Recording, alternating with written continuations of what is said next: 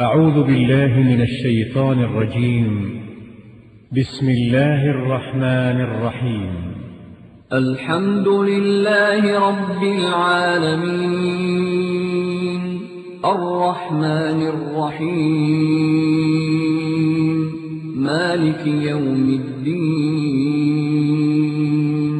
إياك نعبد وإياك نستعين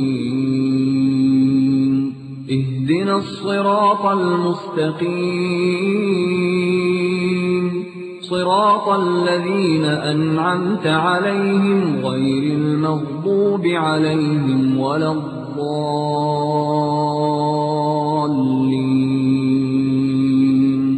بسم الله الرحمن الرحيم ألف لام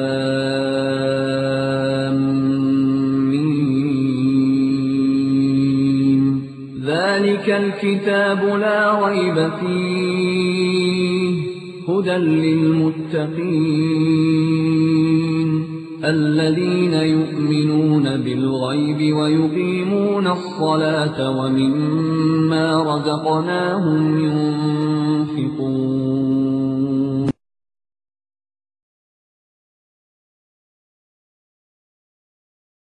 جو سو رہے ہیں ان کو جگاؤ ذرا، اٹھاؤ، اور جو دکانوں پہ کھڑے ہوئے ہیں وہ آ جاؤ ادھر، آزو بازو والے سارے جمع ہو جاؤ پلیز.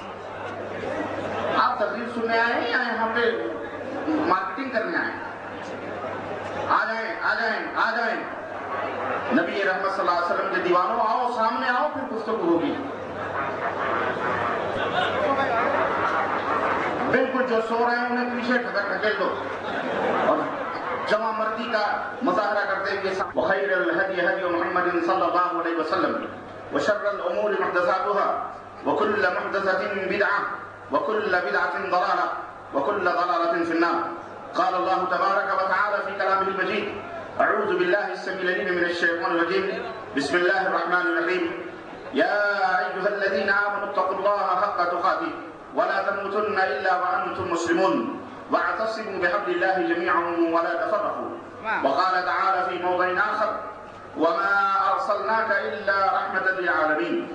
اللهم صل على محمد وعلى آل محمد كما صليت على إبراهيم وعلى آل إبراهيم إنك حميد مجيد.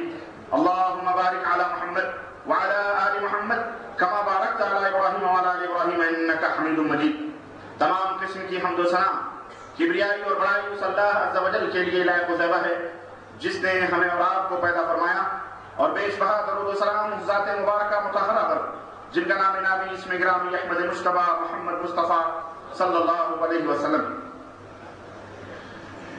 حضرات، آج بتاریخ 15 صفر 1426 ہجری مطابق 26 مارچ سن 2005 عیسوی کو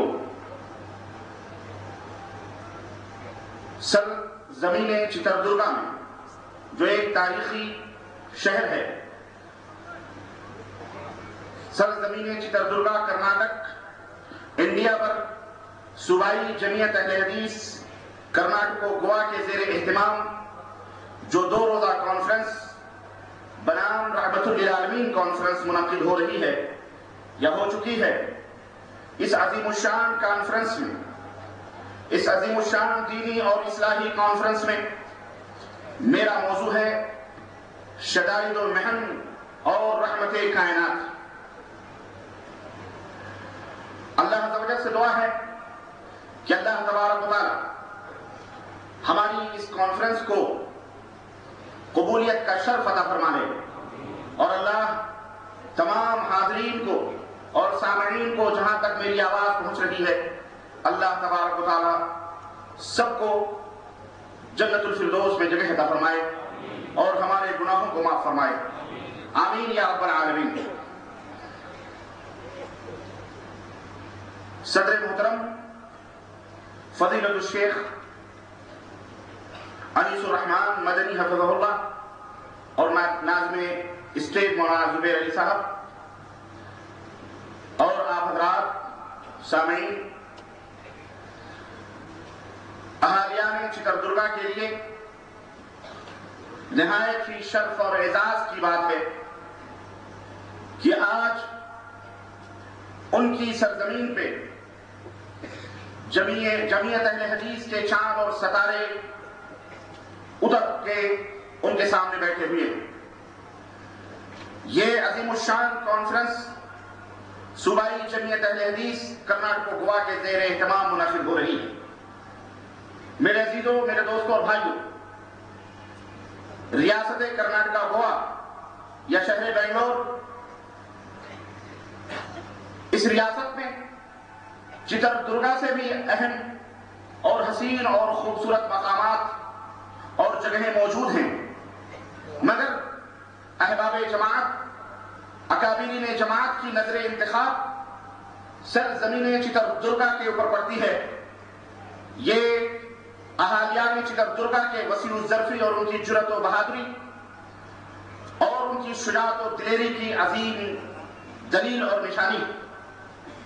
اللہ عز و جل اس کانفرنس پہ منعقد کرنے والوں کو، اس میں شریک ہونے والوں کو، منتظمین کو، متعاونین کو، دامے درمے قدمے سخنے، جس طرح سے بھی جس نے بھی اس میں شرکت کی ہے، حصہ لیا ہے، اللہ سب کو اپنی طرف سے جزائے خیر عطا فرمائے، اور اللہ عز و جل ہم سب کو کہنے اور سننے سے زیادہ عمل کی توفیق عطا فرمائے.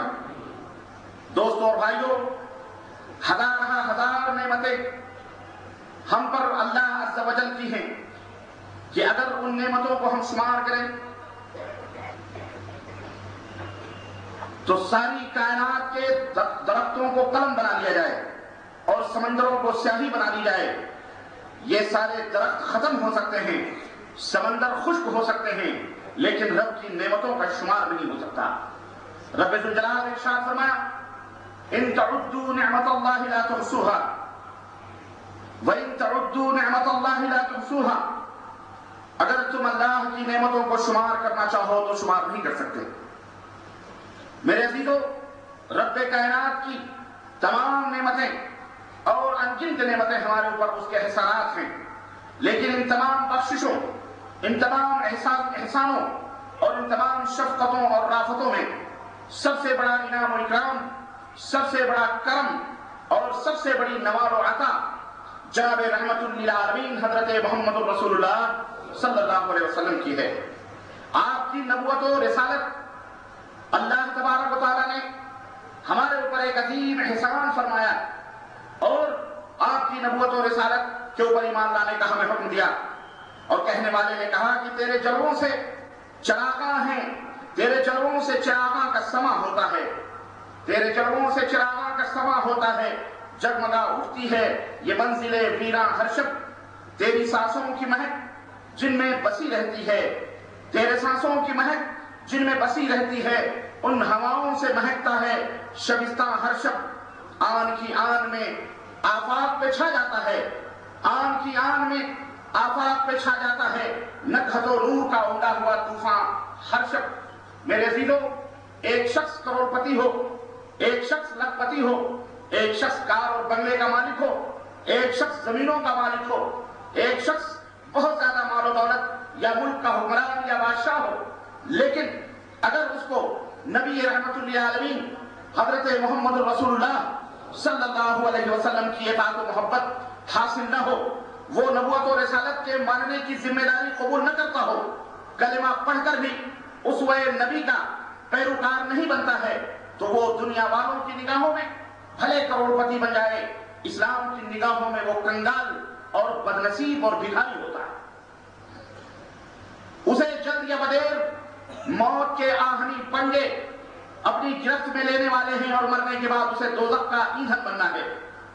سعادت مند انسان وہ ہے، خوش نصیب آدمی وہ ہے جسے دنیا کے اندر تھوڑی بہت دولت ملی ہو یا بہت دولت ملی ہو، مگر رحمت للعالمین حضرت محمد رسول اللہ صلی اللہ علیہ وسلم کے اتباع کی دولت سے اس کا سینہ مالا مال، اس کے سینے میں نبی کریم صلی اللہ علیہ وسلم کی محبت اور آپ صلی اللہ علیہ وسلم کی اطاعت مجدل ہو. اور کسی نے کیا خوب کہا کہ منزل ملی، مراد ملی، مدعا ملا. منزل ملی، مراد ملی، مدعا ملا، سب کچھ ملا جو مجھ کو تیرا نقشے پا ملا. سب کچھ ملا جو مجھ کو تیرا نقش پا ملا۔ دوستوں اور بھائیوں، میں آج کی اس عظیم الشان کانفرنس کے حوالے سے آپ کی خدمت میں سیرت طیبہ کے تمام گوشوں کے اوپر تو روشنی نہیں ڈال سکتا، اور الحمدللہ رحمت للعالمین کے کانفرنس کے اس حوالے سے علماء کرام کی صبح سے لے کر اس وقت تک آپ مسلسل سیرت طیبہ کے مختلف گوشوں پر آپ حضرات تقریریں سماعت فرما رہے ہیں۔ میں آج کے اس عظیم الشان کانفرنس میں نبی کریم صلی اللہ علیہ وسلم کے زندگی کے ایک اہم گوشے پر روشنی ڈالنے کی سعادت حاصل کر رہا ہوں، اور یہ خوش نصیبی ہم سب کی ہے، اور ہم سب کی ہے کہ آج نبی کریم صلی اللہ علیہ وسلم کے سچے محبت کرنے والے، نبی کریم صلی اللہ علیہ وسلم کو اپنا مقتدا اور پیشوا ماننے والے، نبی رحمت للعالمین کے سچے اور پکے اور اصلی دیوانوں سے، ان کے اپنے لبوں سے، ان کے اپنے مقتدا رہنما اور امام، اور اسی طرح حکیم الامت امام اعظم حضرت محمد رسول اللہ صلی اللہ علیہ وسلم کی سیرت طیبہ آپ سے بات فرما رہے ہیں۔ اللہ عز و جل ہمیں عمل کی بھی توفیق عطا فرمائے، آمین یا رب العالمین۔ سیرت طیبہ کے تمام گوشوں پر روشنی ڈالنے کے لیے یہ ایک دو روزہ کانفرنس ہی نہیں، بلکہ میرے عزیزوں میرے دوستوں، اس طرح کی ہزاروں راتیں اگر ترتیب دی جائیں اور سجائی اور سواری جائیں تو بھی سیرت طیبہ کا حق ادا نہیں ہو سکتا۔ اور کہنے والے نے کہا، اور زبان سے یہ کہنا پڑے گا کہ یا صاحب الجمال و یا سید البشر من وجهك المنیر لقد نور القبر لا يمكن الثناء كما كان حقه بعد خدائے بزرگ توئی قصہ مختصر۔ اور عزیز لکھنوی نے نبی رحمت صلی اللہ علیہ وسلم کی تعریف اور مدحت میں اگر زبان کھولی تو اس نے یہ کہا کہ بزم توحید سے تبلیغ کا نام آیا، بزم توحید سے تبلیغ کا نام آیا، کوئی پہنے ہوئے قرآن کا جامع آیا، کوئی پہنے ہوئے قرآن کا جامع آیا، اور جس نے اسلام کے پیچیدہ مطالب کھولے، جس نے اسلام کے پیچیدہ مطالب کھولے، سر پہ باندھے وہ فضیلت کا عمامہ آیا، اور چشم و مژگاں سے لکھے جس نے ہزاروں دفتر، چشم و مژگاں سے لکھے اس نے ہزاروں دفتر، جس کے مکتب میں دوات آئی نخامہ آیا، جس کے مکتب میں دوات آئی نخامہ آیا، اور شور تکبیر سے صحرائے رب کانپ اٹھا، اس جلالت سے سوئے اہل تہامہ آیا، اور کب کبھی جسم میں دل منزل اجلال خدا لے کے یوں کوہ ہرا سے کوئی نامہ آیا، اور شب ہیرت کی طرح دوست پہ بکھرائے ہوئے سنبل غالیے منہ مشک شمامہ آیا۔ اور یہ تو اپنے تھے جنہیں ہم یہ کہہ سکتے ہیں کہ یہ اپنوں کی گواہی رحمت للعالمین کے منقبت اور آپ کے فضائل کی ہے۔ میں بتاؤں، اپنوں ہی نہیں بلکہ غیروں نے بھی جب حضرت محمد رسول اللہ صلی اللہ علیہ وسلم کی رحمت للعالمین کا مطالعہ کیا اور آپ کی سیرت طیبہ کو پڑھا اور اس کا مطالعہ کیا، تو وہ بھی زبان سے کہہ پڑے، اور کہنے والے نے جگر مراد آبادی نے یہ کہا، ہمارے نبی حضرت محمد رسول اللہ صلی اللہ علیہ وسلم کی شان میں جگر مراد آبادی نے جب زبان کھولی تو یوں کھولی کہ ہر زمانے میں پیغمبر بھی نبی بھی آئے، ہر زمانے میں پیغمبر بھی نبی بھی آئے، مصلح ملی و ملکی بھی رشی بھی آئے، حق کے جوئندہ اور حق کے ولی بھی آئے، واقف بحر میں سر ازلی بھی آئے دنیا میں بہت پاک و مکرم بن کر، آئے دنیا میں بہت پاک و مکرم بن کر، کوئی آیا نہ مگر رحمت عالم بن کر، کوئی آیا نہ مگر رحمت عالم بن کر۔ اور ہری چند اختر اسی ہندوستان کی سرزمین سے یہ عظیم شاعر جب نبی رحمت صلی اللہ علیہ وسلم کی تعریف و توصیف میں زبان کھولتا ہے تو وہ ہری چند اختر یوں کہتے ہیں کہ کس نے ذروں کو اٹھایا اور صحرا کر دیا، کس نے ذروں کو اٹھایا اور صحرا کر دیا، کس نے قطروں کو ملایا اور دریا کر دیا، کس نے قطروں کو ملایا اور دریا کر دیا۔ زندہ ہو جاتے ہیں جو مرتے ہیں ان کے نام پر، زندہ ہو جاتے ہیں جو مرتے ہیں ان کے نام پر، اللہ اللہ موت کو کس نے مسیحا کر دیا، اللہ اللہ موت کو کس نے مسیحا کر دیا۔ اور کس کی حکمت نے یتیموں کو کیا در یتیم، کس کی حکمت نے یتیموں کو کیا در یتیم، اور غلاموں کو زمانے کا مولا کر، زمانے بھر کا مولا کر دیا، اور کہہ دیا لا تقنطوا، اختر کسی نے کان میں اور دل کو سر بسر نحوے تمنا کر دیا۔ آدمیت کا غرض ساما مہیا کر دیا، آدمیت کا غرض ساما مہیا کر دیا، ایک عرب نے آدمی کا بول بالا کر دیا۔ اور جناب جگن ناتھ آزاد جو ہمارے عہد کے عظیم شاعر ہیں، اردو شاعر ہیں، جب وہ بھی خاموش نہ رہ سکے اور نبی رحمت صلی اللہ علیہ وسلم کہ دربار میں نذران عقیدت پیش کرتے ہوئے ان کا قلم چلتا ہے، ان کی زبان چلتی ہے تو یوں چلتی ہے کہ سلام اس ذات پر، سلام اس ذات اقدس پر، سلام اس فخر دورہ پر، ہزاروں جس کے احسانات ہیں دنیا ان کا پر، سلام اس پر جو آیا رحمت للعالمین بن کر، سلام اس پر جو آیا رحمت للعالمین بن کر، پیام دوست بن کر، صادق الوعد و امی بن کر، اور سلام اس پر جلائی شمع عرفاں جس نے سینوں میں کیا حق کے لیے بیدار سجدوں کو جبینوں میں، وما ارسلناک الا رحمت للعالمین۔ آج اسی نبی رحمت صلی اللہ علیہ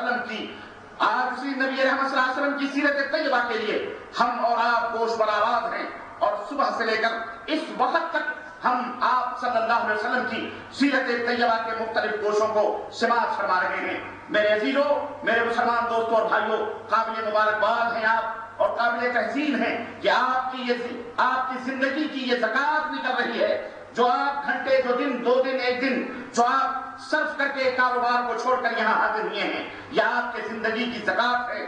کیا وعید ہے کہ کل میدان محشر میں جب نبی رحمت صلی اللہ علیہ وسلم میدان محشر میں ہوں اور اللہ اس وقت شدت کا عالم ہو، اور اس وقت نبی کریم صلی اللہ علیہ وسلم آپ کو آواز دیں کہ یہ وہ لوگ ہیں جو میری سنتوں کے پیروکار، یہ وہ لوگ ہیں جو میری سنتوں کے فدایان، یہ وہ لوگ ہیں جو میری شان اور میری فضیلتوں کے سننے والے۔ آج یہی راتیں ہمارے لیے ہو سکتا ہے ہمارے نام اعمال میں بخشش کا ذریعہ اور سبب بن جائے۔ یہی تعریف و توصیف کے جملے اور یہی نبی کریم صلی اللہ علیہ وسلم کی سیرت طیبہ نہ جانے کس کی کایا پلٹ دے، اور نہ جانے کتنا انقلاب آئے، اور نہ جانے کس طرح سے ہم اللہ رب العزت کے پسندیدہ بندے بن جائیں۔ کیوں؟ اس لیے کہ رب نے فرمایا قل ان کنتم تحبون اللہ فاتبعونی۔ نبی کریم صلی اللہ علیہ وسلم اللہ فرماتا ہے اگر تمہیں اللہ سے محبت ہے تو میرے نبی کی اتباع کرو، پیروی کرو، نبی کریم صلی اللہ علیہ وسلم کی سنتوں کے اوپر چلو، یحببکم اللہ تمہیں اپنا محبوب بنا دے گا۔ میرے عزیزوں، آؤ رحمت للعالمین کے حوالے سے، اس کانفرنس کے حوالے سے جب آپ اپنے گھروں کو واپس لوٹیں تو اپنے دلوں کے اندر کوئی تعلیم لے کے نکلیں، اپنے دلوں کے اندر کچھ مقاصد لے کر کے واپس جائیں۔ ایسا نہ ہو کہ اٹھک بیٹھک اور یہ کانفرنس ہوئی اور بس ختم، اور اس کے بعد جیسے پہلے تھے ویسے اب بھی ہو، اور نہ کوئی عمل ہے اور نہ کوئی کردار ہے، نہ کوئی آپ کی سیرت ہے اور نہ ہی کچھ ہے۔ نہیں، بلکہ یہاں ہم اس لیے حاضر ہوئے ہیں، علماء کرام کا یہ جتھا، علماء کرام کا یہاں کے بیٹھنا یہ اس لیے ہے تاکہ آپ کو سیرت طیبہ سے واقف کرایا جائے، نبی کریم صلی اللہ علیہ وسلم کے اٹھنے بیٹھنے چلنے پھرنے اور دیگر زندگی کے تمام گوشوں سے روشناس کرایا جائے۔ کیوں؟ اس لیے کہ لقد کان لکم فی رسول اللہ اسوۃ حسنہ، نبی رحمت صلی اللہ علیہ وسلم کی مقدس زندگی تمہارے لیے بہترین نمونہ ہے اور تمہارے لیے مشعل راہ ہے۔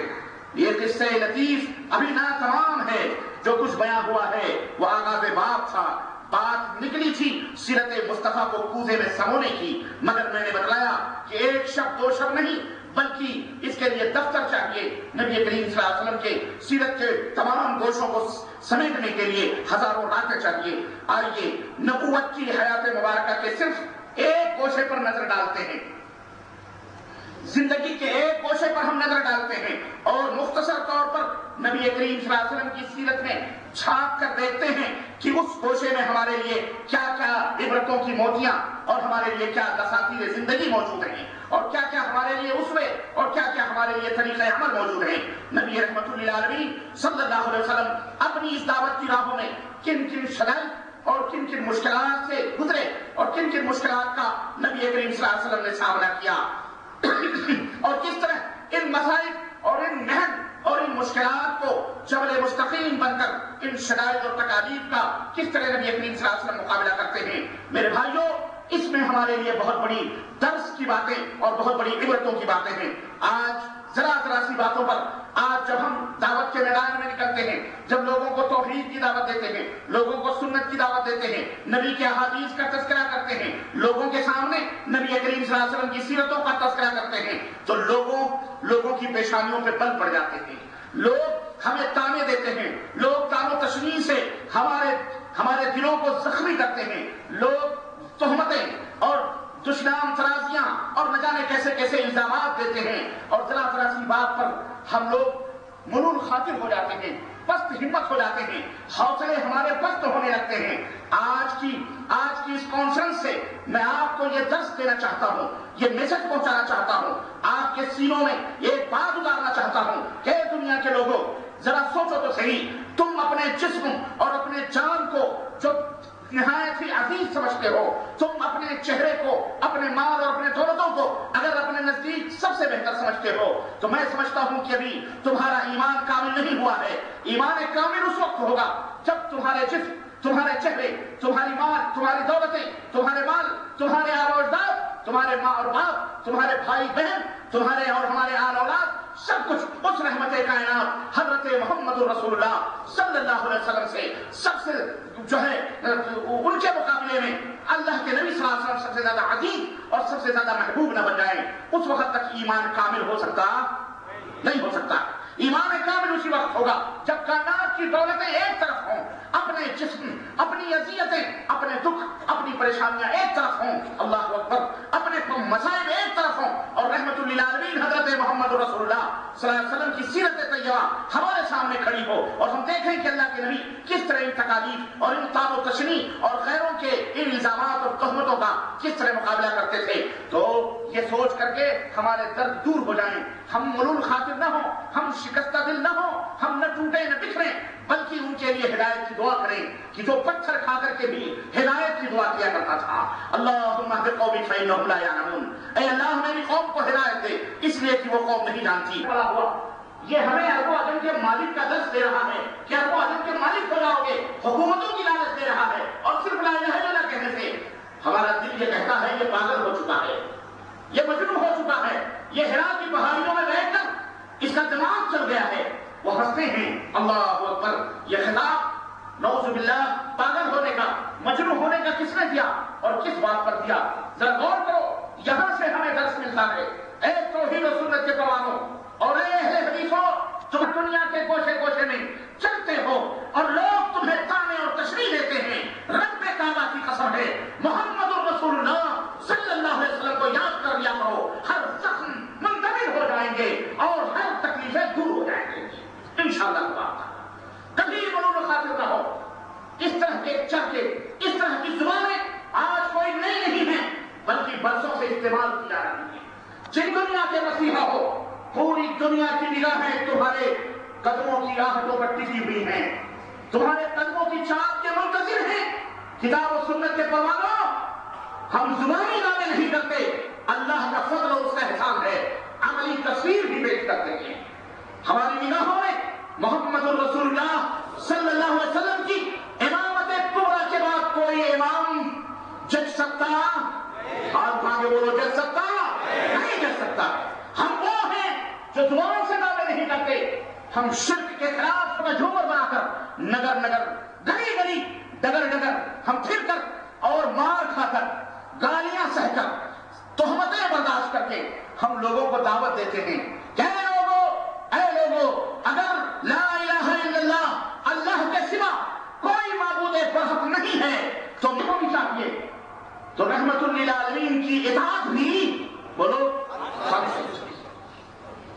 ہمارا پیغام یہ ہے، اس کے اوپر کوئی گالی دے، کوئی تانے کسے، کوئی پوسٹر بازی کرے، کوئی پرچم بازی کرے، تو ہمیں اپنے نبی کا اسوہ یاد رکھنا چاہیے اور یہ سوچنا چاہیے کہ کس کے مذہب میں، کس کے دھرم میں گالی دینا ہے اور کس کے دھرم میں گالیوں کو برداشت کر کے دعائیں دینی۔ یہیں سے حق و باطل کا فیصلہ ہو جاتا ہے۔ اکرام کرتے ہیں، آپ کا اکرام کرتے ہیں، اللہ کے حبیب فرماتے ہیں اتنا یقین ہے تمہیں ہمارے اوپر، اگر میں تم سے یہ کہوں کہ جس پہاڑی پر میں کھڑا ہوں، اس پہاڑی کے پیچھے ایک لشکر جرار ہے جو تم پر حملہ آور ہونا چاہتا ہے، ابھی تھوڑی دیر میں تمہارے وجود کو نیست و نابود کرنا چاہتا ہے، تو ذرا بتاؤ کیا میری اس بات پر یقین کرو گے؟ آواز دی بیک زبان ہو کر سارے مکے کے لوگوں نے ہاں محمد صلی اللہ علیہ وسلم، آواز دی کہ ہاں ہمیں یقین ہے، اس لیے کہ آپ نے اپنی 40 برس کی زندگی میں کبھی جھوٹ کا ایک شبد بھی نہیں کہا ہے، کبھی جھوٹ نہیں بولے ہیں آپ، کبھی جھوٹ نہیں آپ نے کہا ہے، اس لیے ہمیں یقین ہے آپ اتنے سچے، آپ اتنے امانت دار ہیں کہ آپ ہمیں دھوکہ نہیں دے سکتے۔ نبی رحمت نے جب اپنی شخصیت کا لوہا بنوایا تب رب کی توحید کا اعلان کہا تو اب جب اتنا یقین ہے تو میری بات سنو، قولوا لا الہ الا اللہ تفلحوا، لا الہ الا اللہ کہہ لو، کامیاب ہو جاؤ گے، فلاح پا جاؤ گے۔ اللہ اکبر۔ نبی رحمت نے یہ آواز دی، وہی لوگ جو ابھی تعریف و توصیف کے گن گا رہے تھے، وہی لوگ جو نبی کی امانت و صداقت کا گن گا رہے تھے، وہی لوگ ان کے چہرے سرخ ہو گئے، آنکھوں سے انگارے ابھر پڑے، گالیوں کا پہلا پتھر پھینکا گیا۔ پہلا پتھر گالیوں کا غیروں کی طرف سے نہیں، خود نبی کریم صلی اللہ علیہ وسلم کے سگے چچا ابو لہب کی طرف سے آیا۔ اور ابو لہب نے کیا کہا تبا لکا یا محمد، تبا لکا یا محمد، الہذا جمعتنا، محمد صلی اللہ علیہ وسلم تیرے ہاتھ ٹوٹ جائیں، کیا آج تم نے ہمیں اسی لیے جمع کیا تھا؟ ارے یہی بات بدلانا تھی تجھے، یہی فتنہ پیدا کرنا تھا۔ یہ فتنہ ہے، توحید کی بات کیا ہے؟ فتنہ ہے، سارے عرب کو برگشتہ کر سکتی ہے۔ اللہ اکبر۔ نبی ملول خاطر ہوئے، تھوڑے لمحے کے لیے دل شکستہ ہوا۔ ارے غیر بولتے تو بولتے، گھر کا سگا چچا بھی بائیکاٹ کر رہا ہے، ہمارے اس میسج کا انکار کر رہا ہے، ہمارے اس پیغام کا۔ اور کون ابو لہب؟ وہ ابو لہب جس نے نبی کی پیدائش کی خوشخبری سنی، جس نے محمد ابن عبداللہ کے پیدائش کی خوشخبری سنی، تو جس نے خوشخبری سنائی اس سویبیہ لونڈی کو آزاد کر دیا۔ کہاں بھتیجا پیدا ہوا ہے؟ کون سا بھتیجا؟ میرے مرے ہوئے بھائی کا بیٹا پیدا ہوا ہے، اس کی خوشی میں اس کو آزاد کر دیا۔ وہ ابو لہب۔ اس وقت نبی نہیں بنے تھے ہمارے نبی، اس وقت محمد ابن عبداللہ تھے۔ ابو لہب کو لوگ محبت تھی۔ ابو لہب برتھ ڈے پر، پیدائش پر خوش ہو کر لوڈی آزاد کرتا ہے، لیکن جب محمد رسول اللہ صلی اللہ علیہ وسلم تاج نبوت سے سرفراز کیے گئے اور گراں بوجھ آپ کے کندھے، آپ کے شانے پر رکھا گیا، اس وقت وہی ابو لہب پکا دشمن بن گیا، گلی گلی نگر نگر حضرت صلی اللہ علیہ وسلم کی مخالفت کرتا تھا۔ یہ دعوت کی ابتدا تھی، بولو یہ دعوت کی ابتدا تھی، یہ دعوت کا آغاز تھا، یہ شروعات تھی۔ نبی رحمت للعالمین سمجھ چکے تھے، جان گئے کہ آنے والے دنوں میں، آنے والے طوفانوں اور بلاخیز شدائد اور محن کے موجوں کا آنے والے دن بتا دے رہے ہیں۔ ضرور اس میں بہت بڑا راز ہے، ضرور کسی مشکلات کا سامنا کرنا پڑے گا، لیکن قربان جائیں اس نبی کی شجاعت و بہادری پر کہ بجائے اس کے کہ اس دعوت سے رک جائیں، بجائے اس کے کہ اس دعوت میں کمزوری پیدا ہو، مزید پختگی پیدا ہوتی گئی، مزید استقامت پیدا ہوتا گیا۔ بلاخر یہ دعوت توحید مکے کے گلی کوچوں میں گردش کرنے لگی۔ لوگوں، تم سوچ سکتے ہو، تم بتا سکتے ہو کہ اس نبی نے کس طرح ظلمتوں کی ان تاریک راتوں میں توحید کی شمعوں کو روشن کیا تھا۔ اللہ اکبر۔ کیا سحر اور کیا جادو تھا رب کے اس حکم میں، جس میں کہ نبی سے اللہ عز و جل نے فرمایا یا ایھا المدثر قم فانذر وربک فکبر وثیابک فطہر والرجز فہجر ولا تمنن تستکثر ولربک فاصبر۔ اللہ اکبر۔ یہ چند آیتیں تھی نبی رحمت صلی اللہ علیہ وسلم کے اوپر اتاری گئی، جن کے اندر رب نے احکامات کے ذریعے بہا کی۔ اللہ رب العزت نے احکامات کی موتیاں بکھیر دی۔ توحید، یوم آخرت پر ایمان، تزکیہ نفس کا اہتمام، فحش اور گندے انجام تک پہنچانے والی چیزوں کا ترک، فضائل اور کمالات اور اعمال خیر پر کاربند ہونے کی کوشش اور جد و جہد، اور سارے معاملات کو اللہ تبارک تعالیٰ کے سپرد کر دینے کا یہ حکم اللہ کے نبی کو اللہ تبارک تعالیٰ دیتا ہے۔ ذرا اس آیت کی ابتدا پر غور کریں۔ ابتدا ہوتی ہے یا ایھا المدثر، اے کملی اوڑھنے والے، اے چادر پوش، اے چادر اوڑھنے والے، اٹھ اور گڑا، اے چادر اوڑھنے والے اٹھ۔ یہ تھی وہ آسمانی ندا جس نے نبی کریم صلی اللہ علیہ وسلم کو اس عظیم کام کے لیے اٹھنے اور نیند کی چادر اوڑھنے اور بستر کی گرمی سے نکل کر جہاد و مشقت کے میدان میں اتر جانے کا حکم دیا گیا تھا۔ یہ تھا وہ پیغام ایز دی، اور اللہ رب العزت کا وہ پیغام یا ایھا المدثر قم فانذر، اے چادر اوڑھنے والے اٹھ۔ گویا یہ کہا جا رہا ہے کہ جسے اپنے لیے جینا ہے، جسے اپنے لیے عیش و عشرت اختیار کرنی ہے، وہ تو راحت کی زندگی گزار سکتا ہے، لیکن اے نبی، آپ جو اس زبردست بوجھ کو اٹھا رہے ہیں، تو آپ کو نیند سے کیا تعلق ہے؟ آپ کو راحت و سکون سے کیا تعلق ہے؟ آپ اٹھ جائیے اس کار عظیم کے لیے کیا ہے، اٹھ جائیے، جد و جہد اور محنت و مشقت کے لیے اٹھ جائیے کہ اب نیند اور راحت کا وقت نہیں ہے، گزر چکا ہے، اب آج سے پہم بیداری ہے، طویل پر مشقت کی راہیں ہیں، اٹھ جائیے اور تیار ہو جائیے۔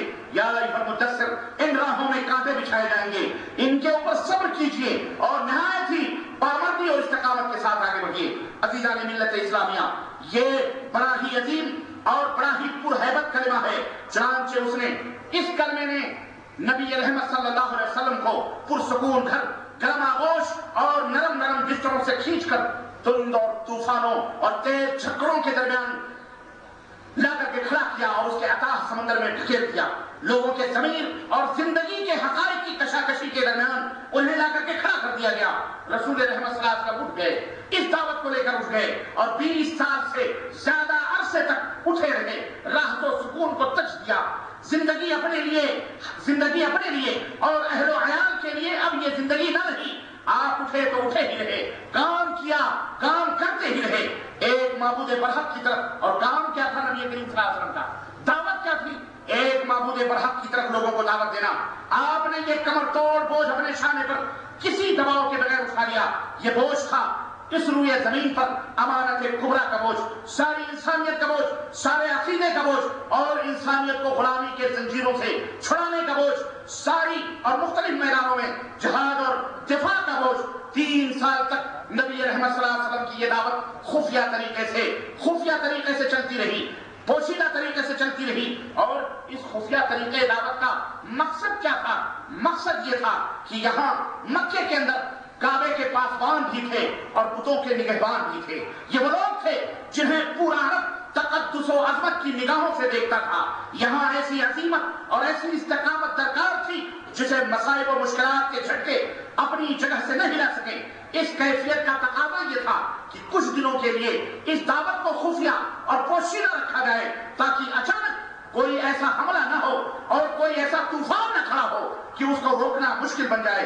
اس دعوت کے نتیجے میں اس خفیہ دعوت کا آغاز ہوا اور اس خفیہ دعوت کے نتیجے میں جو لوگ مسلمان ہوئے جنہیں سابقون الاولون کا خطاب دیا گیا، اس میں سر فہرست آپ کی زوج محترمہ ام المومنین حضرت خدیجہ الکبریٰ رضی اللہ تعالیٰ عنہا، آپ کے آزاد کردہ غلام زید بن ثابت رضی اللہ تعالیٰ عنہ، آپ کے چچیرے بھائی علی بن ابی طالب رضی اللہ تعالیٰ عنہ اور آپ کے آل غار حضرت ابوبکر صدیق رضی اللہ تعالیٰ عنہ، یہ پہلے ہی دن مسلمان ہو گئے تھے۔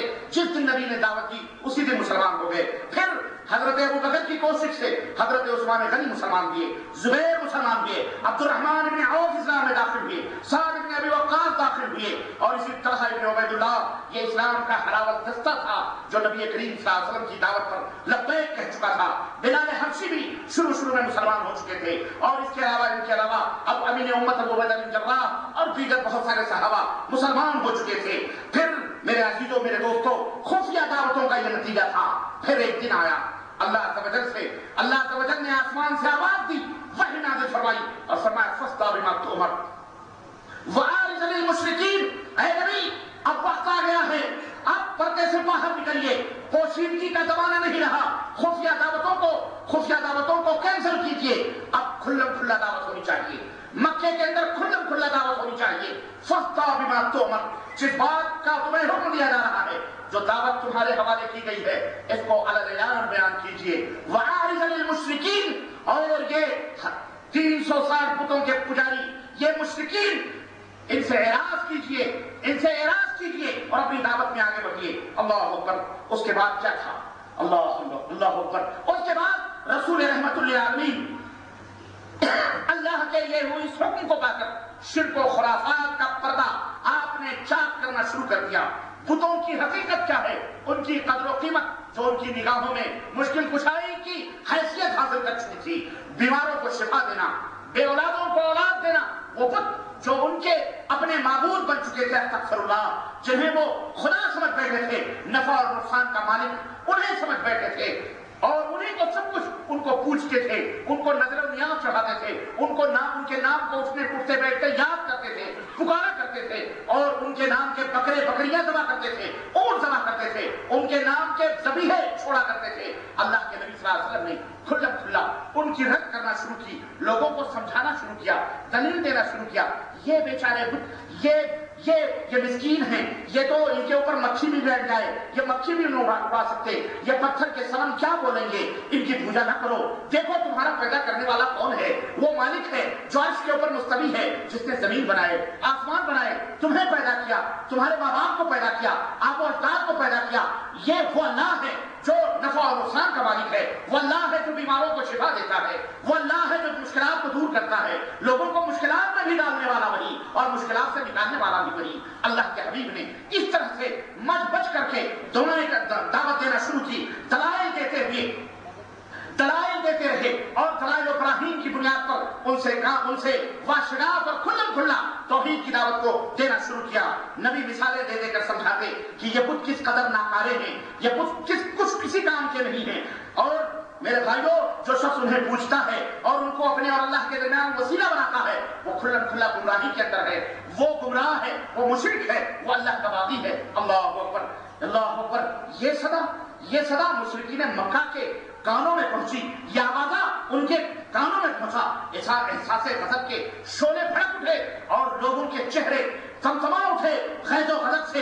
اللہ کے نبی صلی اللہ علیہ وسلم کی اس دعوت کو سن کر کے شدت حیرت و استنکار سے مکہ بھڑک گیا، گویا بجلی کا کوئی کڑکا تھا جس نے پرسکون فضا کو متزلزل کر دیا، ہلا کر کے رکھ دیا۔ اب کیا تھا؟ اس دعوت کی آوازیں کو سن کر مکے کے لوگ اٹھ کھڑے ہوئے، مکے کے لوگ پھٹ پڑے، ایک انقلاب کی جڑ کاٹنے کے لیے، ایک تبدیلی اور اصلاح کی بنیادوں کو ختم کرنے کے لیے سارے مکے کے لوگ کھڑے ہوئے، سرے فہرست قریش مکہ سرے فہرست کھڑے ہوئے۔ مگر مشکل ان کے لیے ایک تھی، اور وہ بڑی مشکل یہ تھی کہ جس کا ان کے سامنے مقابلہ تھا وہ دلائل اور براہین سے بات کیا کرتا تھا۔ کس سے بات کرتا تھا؟ بولو۔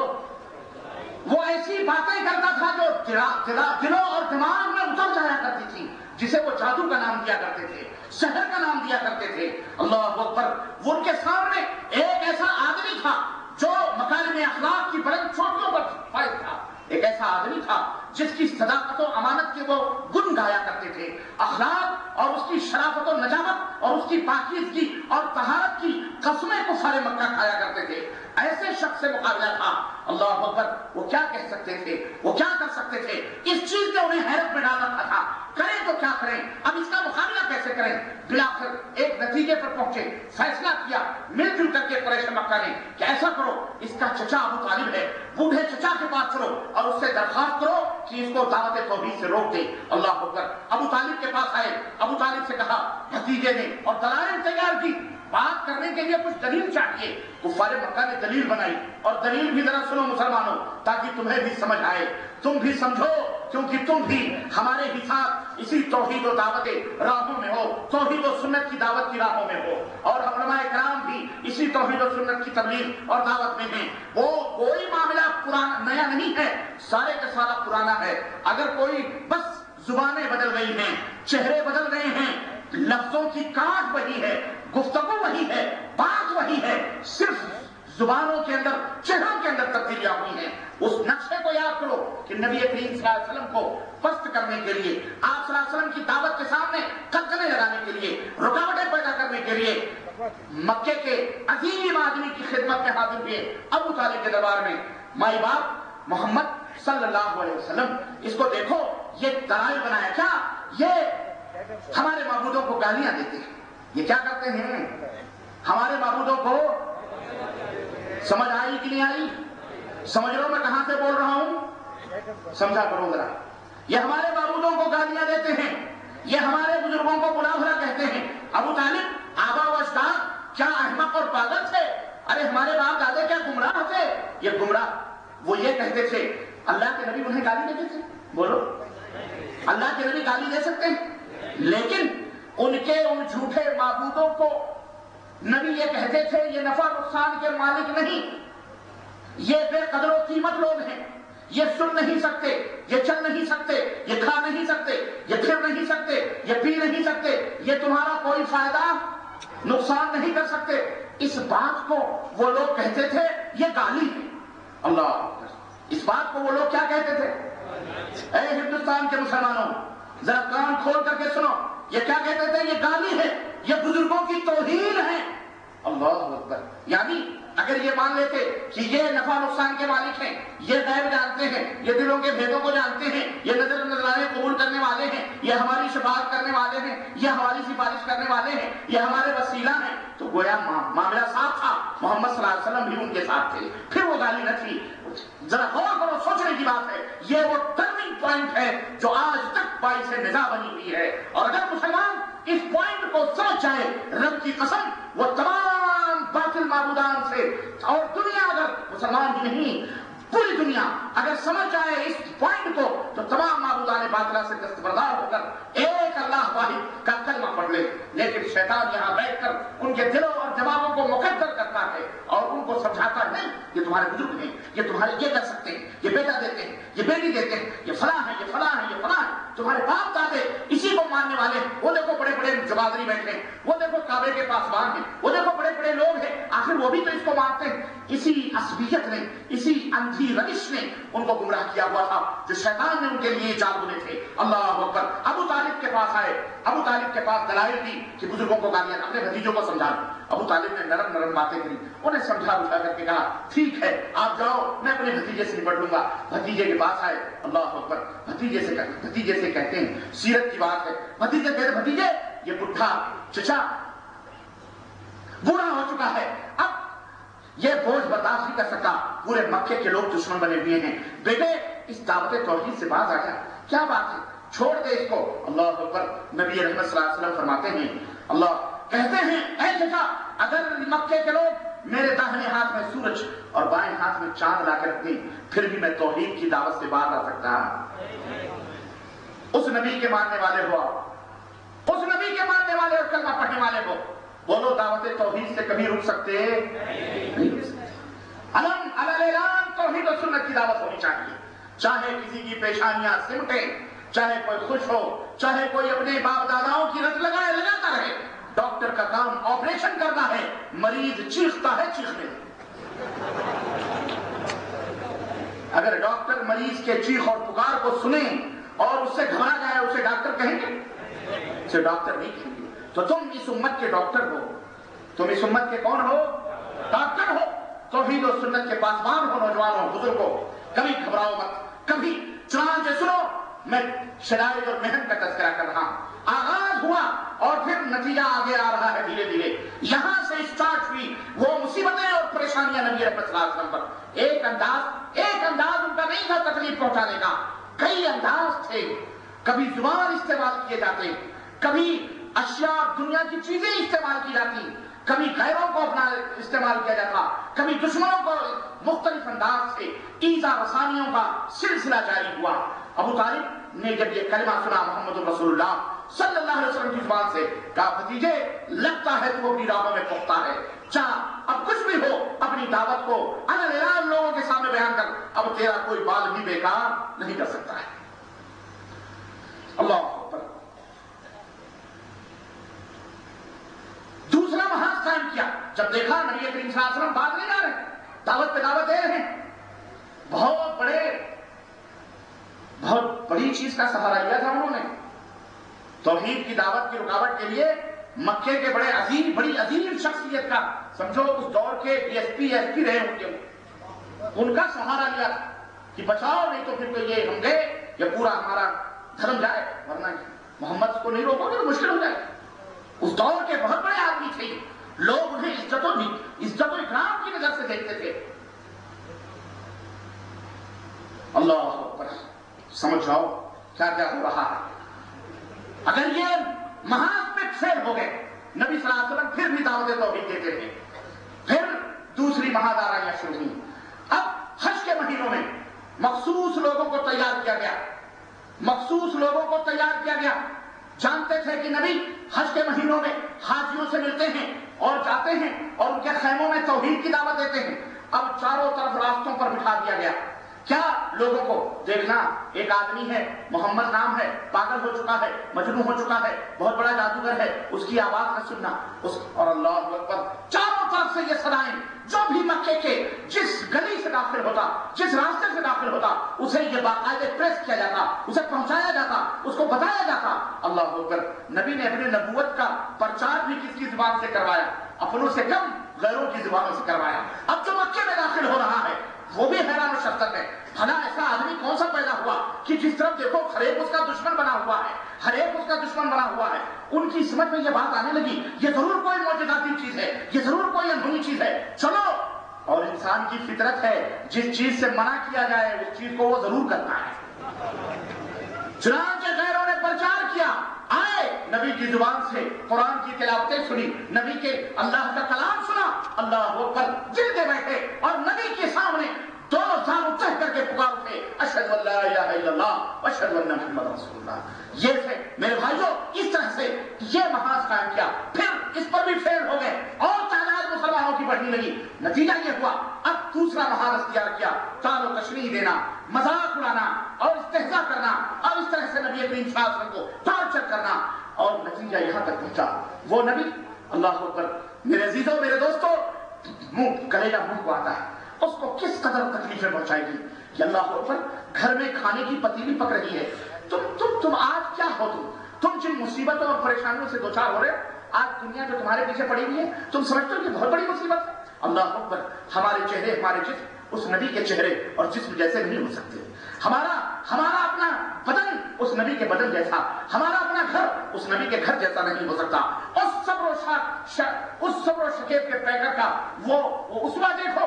مسلمانوں سنو, وہ نبی گھر میں چولہے جلتے, کھانا بنتا. اللہ اکبر, کفار مکہ دشمنان اس طرح سے ٹکا کر گندگیاں اللہ کے نبی صلی اللہ علیہ وسلم کے گھر میں پھینکتے کہ جا کے کھانے کی پتیلیوں میں اگلنے لگتے. اللہ کے نبی کا چولہا بند ہو جاتا, کھانا خراب ہو جاتا. اللہ کے نبی باہر نکلتے, کہتے اے اپنے مناف کے لوگوں, پڑوسیوں کا حق ایسے ہی ادا کیا جاتا ہے, اچھا ادا کرتے ہو پڑوسیوں کا حق.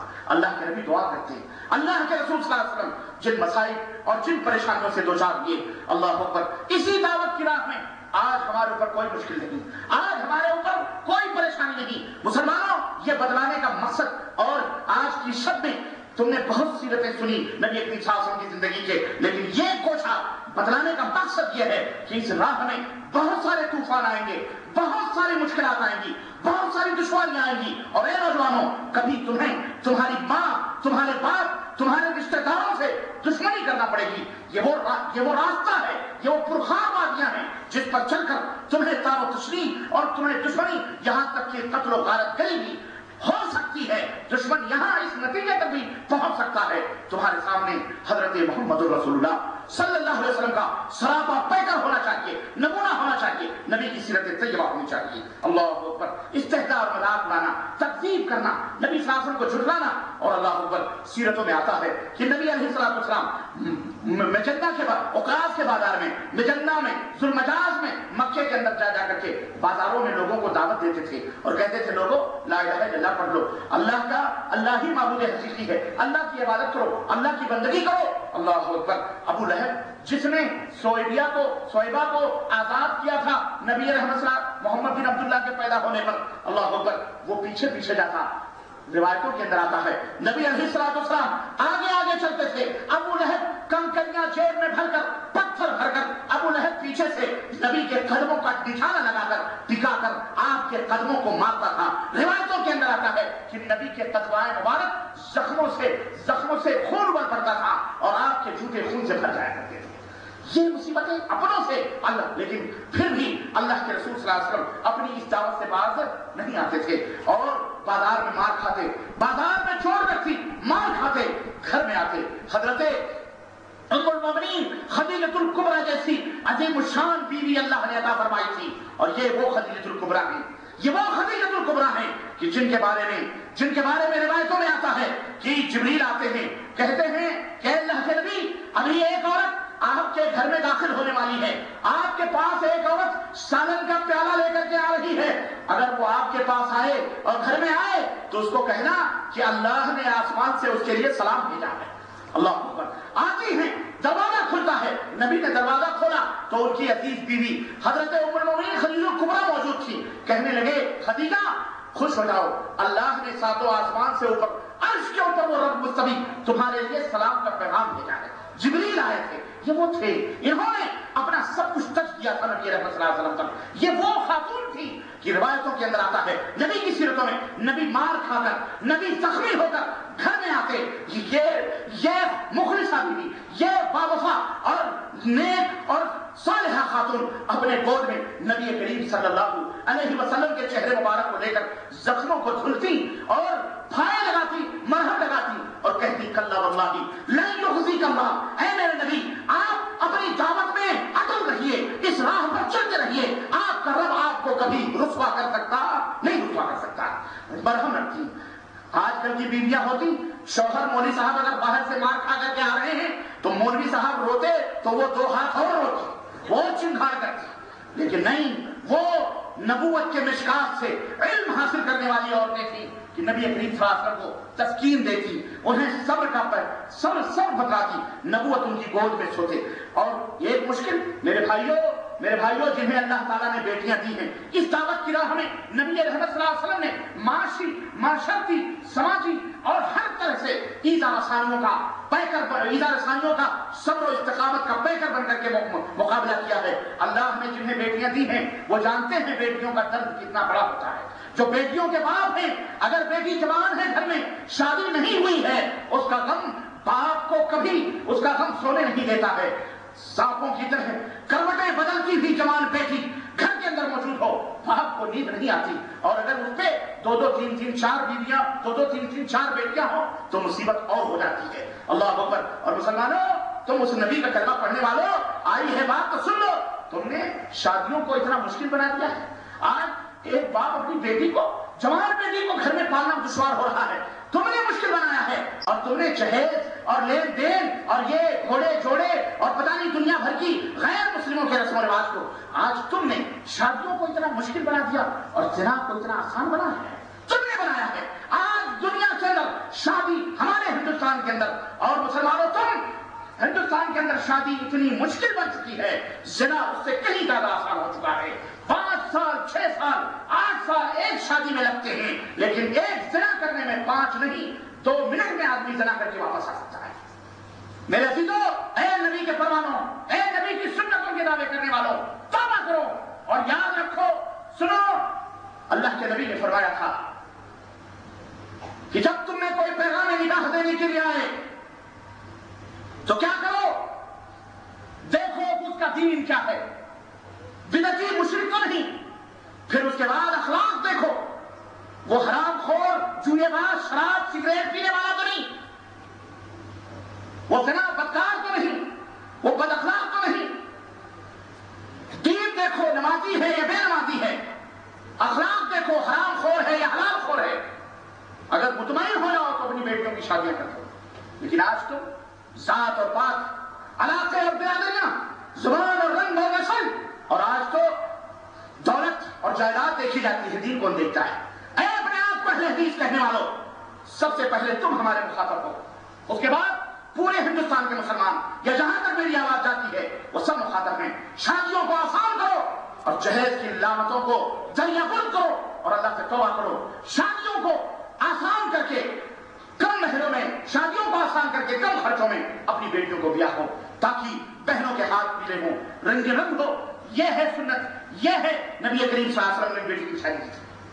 آج دشواریاں ہمارے اپنے ہاتھوں سے ہمیں پیدا کی، پریشانیوں میں ہم خود مبتلا ہوئے، اپنے ہاتھوں کی کمائیاں.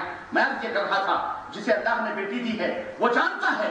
اور میرے بھائیوں، اگر بیٹی بن بیاہی ہو اتنا غم نہیں ہوتا جتنا طلاق لے کر کے گھر میں آئی بھی جوان بیٹی بیٹھی ہو اس کا غم ہوتا ہے.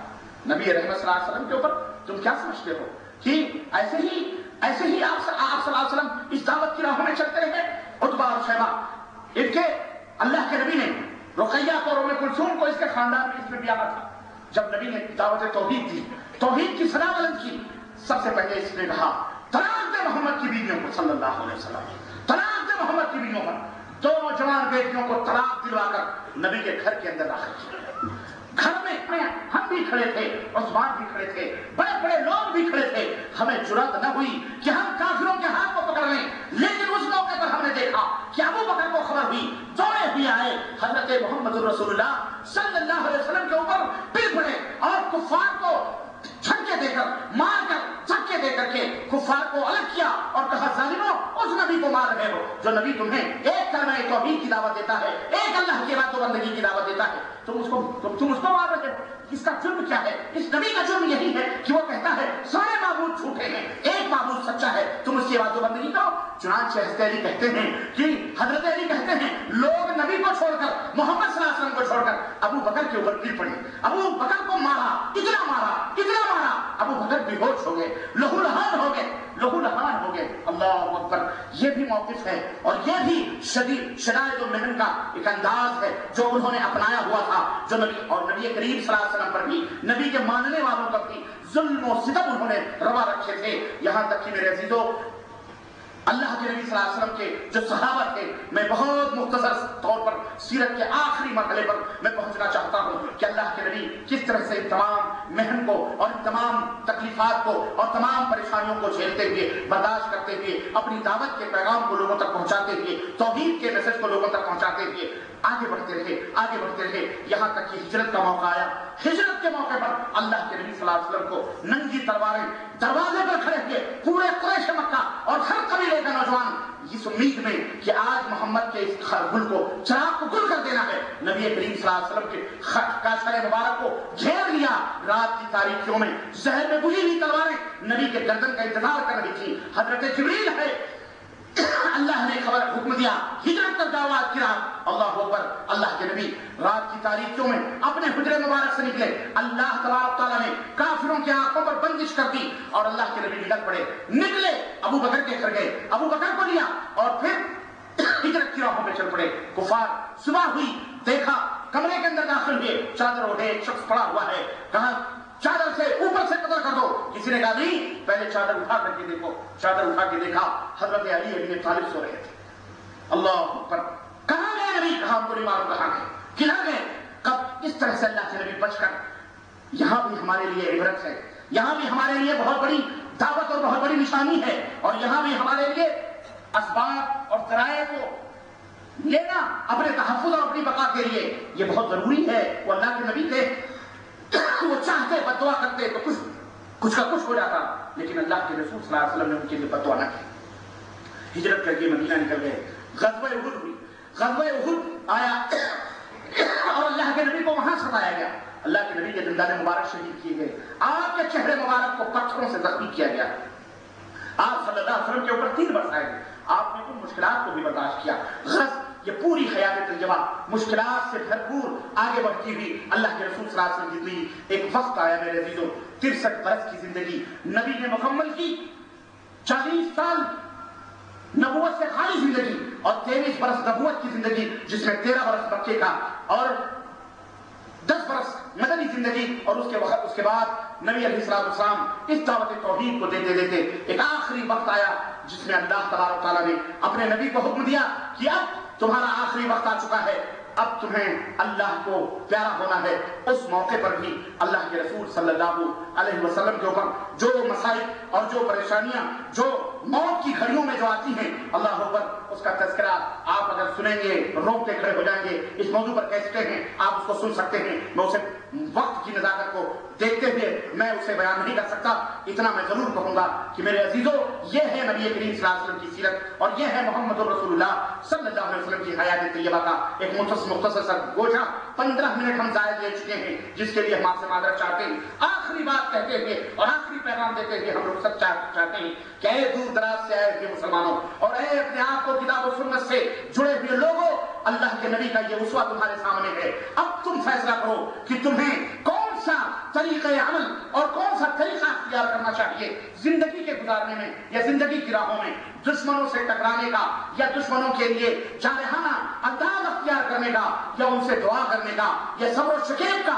اللہ کے نبی صلی اللہ علیہ وسلم کی یہ زندگی ہمیں یہ درس دیتی ہے کہ توحید و سنت کی راہوں میں اگر مشکلات آئیں، اپنے ہوں یا پرائے ہوں، ایسے موقع پر صبر سے کام لینا چاہیے، انہیں ہدایت کی ان کے لیے دعا کرنی چاہیے، اللہ سے نصرت اور فتح کی دعا مانگنی چاہیے، اور آپس میں اتحاد و اتفاق اور باہمی اخوت و محبت آپس کے اندر پیدا کرنی چاہیے، آپس میں باہمی اخوت و محبت پیدا کرنا چاہیے، اور آپس میں مل جل کر کے اپنی اس دعوت کے قافلے کو آگے سے آگے لے جانا چاہیے۔ سموتاعت کا جذبہ، بڑوں کا احترام، چھوٹوں کے اوپر شفقت اور مہربانی، آپس میں اخلاق اور محبت اپنی مسجدوں کے اندر نماز کا قیام اور عبادات کا غلغلہ اور ذکر و تسبیح کا شور آپ کے اندر ہونا چاہیے. آپ کے گھر تمام قسم کے الا اور بلا فحش اور بے حیائیوں سے پاک ہونے چاہیے. آپ ایک سادہ سادہ زندگی حضرت نبی کریم صلی اللہ علیہ وسلم والی زندگی گزارنے کی کوشش کریں اور ان راہوں میں مشکلات آئیں صبر کریں. انشاءاللہ یاد زندہ صحبت باقی.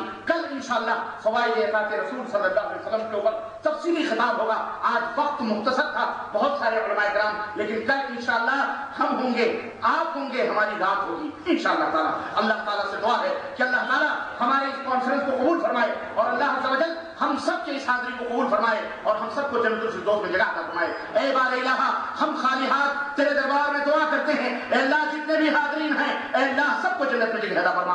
ہم سب کو صراط مستقیم پر چلنے کی توفیق عطا فرما. اے اللہ جہاں تک ہماری آواز پہنچ رہی ہے, ان تمام جن کے بھی کانوں میں ہماری آواز پہنچ رہی ہے, اے اللہ سب کو صراط مستقیم کی توفیق عطا فرما. اے اللہ ہمیں جو بے نمازی ہیں انہیں نمازی بنا دے. اے اللہ ہمیں جو فاسق و فاجر ہیں انہیں تو مومن اور موحد بنا دے, انہیں تو متبع سنت بنا دے. اے اللہ ہمیں جو حرام اور غلط راہوں پر چلنے والے نوجوان ہیں یا بزرگ ہیں, اے اللہ انہیں ہدایت عطا فرما دے مولا. اے اللہ ہم گنہگار بدکار تیرے دربار میں حاضر ہیں اس کانفرنس کے حوالے سے. اے اللہ تبارک تعالیٰ ہمارے اس اجتماع کو قبول فرما دے مولا. اے اللہ ہم سب کے گناہوں کو معاف فرما دے مولا. ہم گھر لوٹے تو گناہوں سے اس طرح پاک و صاف ہوں جس طرح بچہ گناہوں سے پاک و صاف ہوتا ہے. اے اللہ ہماری روزیوں میں برکت عطا فرما. اور اے اللہ تمام مسلمانوں کی حفاظت فرما. اے اللہ دنیا کے تمام مسلمانوں کی حفاظت فرما مولا. اے اللہ جہاں کہیں بھی دشمنان اسلام اور دشمنوں کے مٹانے کی کوشش کر رہے ہیں, اے اللہ ان کے قید اور ان کے مکر کو انہیں کے اندر ڈال دے مولا. اے اللہ ہمارے ملک کی حفاظت فرما مولا.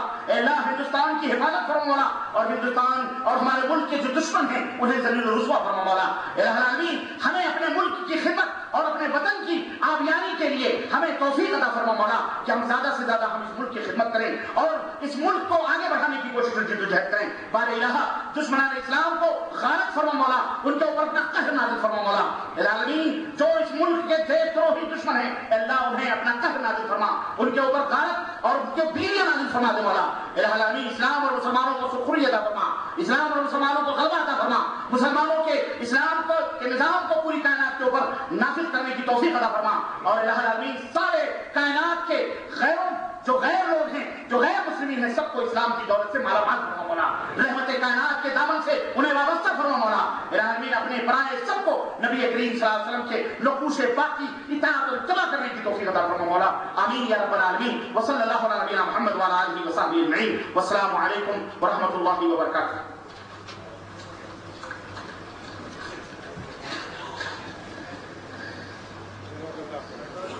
لے کے پتھر آ گیا سارا زمانہ میری سم, لے کے پتھر آ گیا سارا زمانہ میری سم, جب نام میں نے لیا تیرا بتوں کے شہر میں. آپ مولانا سے خطاب سماعت فرما رہے تھے, 1-2 منٹ انتظار کریں. نحمد و نصلی علی رسول کریم. میں ادنا خادم جماعت اور بزاعت کو بخشی, میں اس کے لیے انتہائی شکر گزار ہوں. علماء کرام کا انتہائی شکر گزار ہوں اور قدردان ہوں کہ آپ حضرات سراپا سبقات بن گئے اور ایک اچھے سکون کا اور صاحب سننے کے اچھے ذوق کا مظاہرہ کرتے ہوئے بڑے صبر سکون کے ساتھ اتنی دیر تک بیٹھے رہے اور سب کو جو ہے شکریہ کا موقع آپ نے عطا فرمایا. میں آپ حضرات کا شکر گزار ہوں, قدردان ہوں. صدارت کی ذمہ داریاں بہت ہیں, ان کے ذکر کرنے کے بھی یہاں موقع نہیں ہے. 4 تقریریں ہوئی الحمدللہ, 7 مدلل تھیں, سب کا فائدہ الحمدللہ ہوا اور ہوگا. اللہ تعالی ہم سب کے خدمات کو اور ان کوششوں کو قبول فرمائے اور مزید خدمت کرنے کی توفیق عطا فرمائے. وآخر دعوانا الحمدللہ رب العالمین. جو یہاں پر جمع ہو جائیں, ضروری گفتگو ذمہ داروں کی ہوگی.